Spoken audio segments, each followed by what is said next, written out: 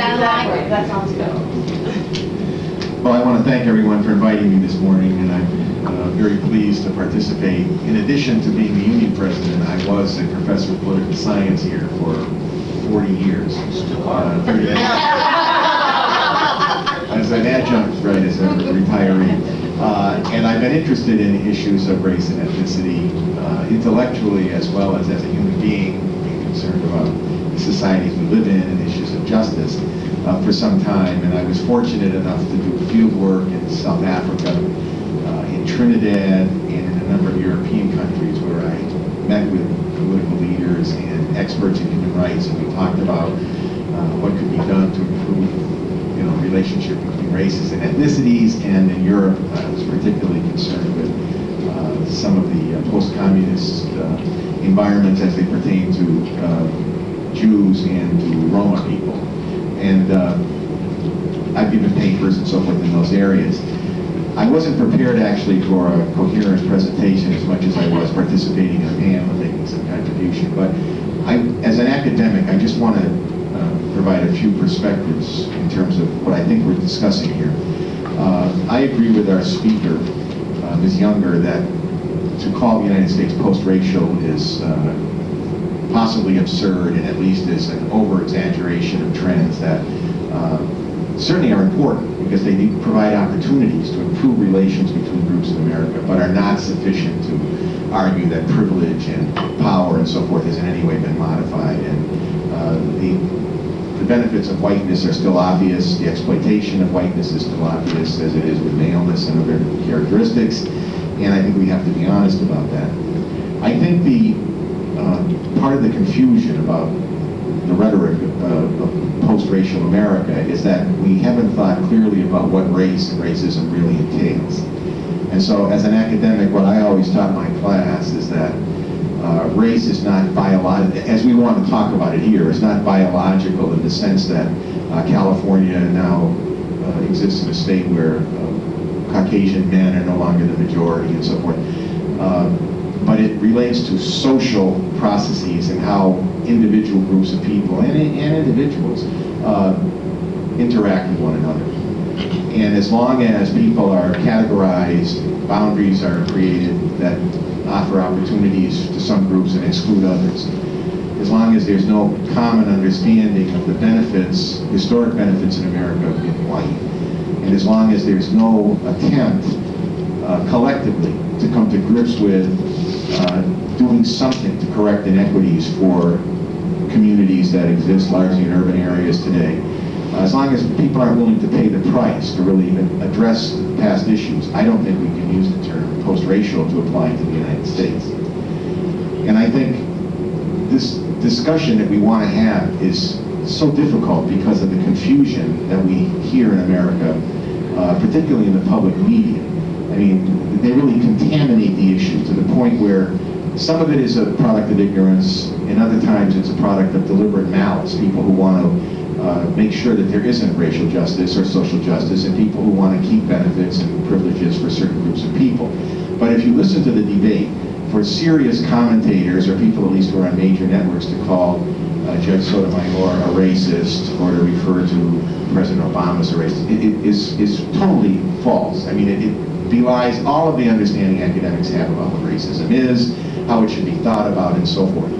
And so what I would urge is that one of the things we can do to move forward here would be to make sure that in all the classes that we teach, where it's humanly possible to integrate this into the curriculum, that we make sure people understand that racial categories have significance because of the social importance that has been assigned to them, not because of any kind of biological importance. And that the fact that the American population is changing very rapidly in a demographic sense is a good thing. It's an important thing because it does provide opportunities for reaching across boundaries for some changes. But it's not sufficient to call the United States post-racial.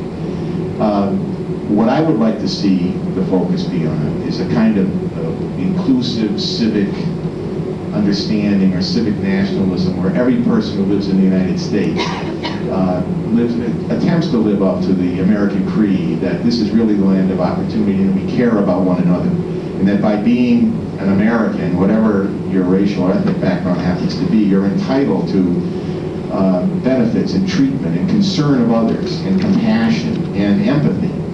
And if you look at the dialogue in American politics today, that's what seems to be largely absent. I think there's very good signs in that I think the attack on President Obama, the attacks and the constant scrutiny and criticism is a result of desperation by some people who hold, far-right conservative views of the past, because they sense that demographically they're losing.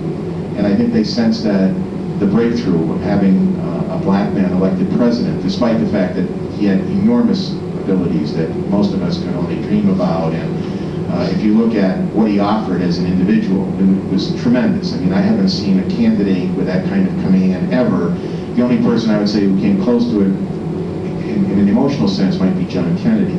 But that offered people an opportunity to transcend, racial prejudice and look at somebody and say, here's somebody that really is so outstanding that we can't afford not to vote for him. On the other hand, we know the majority of whites did not. We also know that most people can never aspire to have the skills that Barack Obama has, and therefore, that's not going to help the society as a whole. But I think it's important to see the good signs that the demographics provide opportunities for us to exploit. And I think also, I feel for among young people, there's a greater understanding and greater willingness to make change. I think there's a greater sense of social justice. Frankly, in my own view, people who are older than I am, my father's and mother's generations, will probably have to die off demographically before some of the really bitter ideals of racism are lost, because they were brought up in the age of Jim Crow. They grew up in an age before the Civil Rights Movement. They grew up in an age when virtually every institution in the United States, including the military, the schools, and everything else, was segregated. And it's almost like, and I hate to apply this because we can't uniformly, but it's almost like waiting for people who grew up in the Third Reich or grew up under the German imperial system to die off before the Federal Republic could move more toward a real democratic society. But I think there are opportunities. I did a program with 3 other people, just to close, in 40 high schools in Connecticut. And we went to high schools all over the state. Some public, some private, urban, rural, suburban, some very affluent, very successful, others having many challenges that they were not always able to overcome. But I sensed among young people an appreciation of the fact that they had some things in common, and that they were more concerned about one another. And I sensed an openness in those classes to thinking about relationship between groups in a different way. And I was pleased that I was part of it. I loved doing it. These were all-day sessions, 3 days in each school. I learned as much from the students, I think, as they learned from any of us. But I sense that there is, that hope on the horizon. But in closing, we always have to keep in mind that it's the social realities of discrimination, exclusion, denial of privilege, unfair advantage, monopoly over resources, that really makes racism. And until we are willing to face up to that and commit to some kind of a program that will help to alleviate that, then I don't think we can aspire, honestly, to be a post-racial society.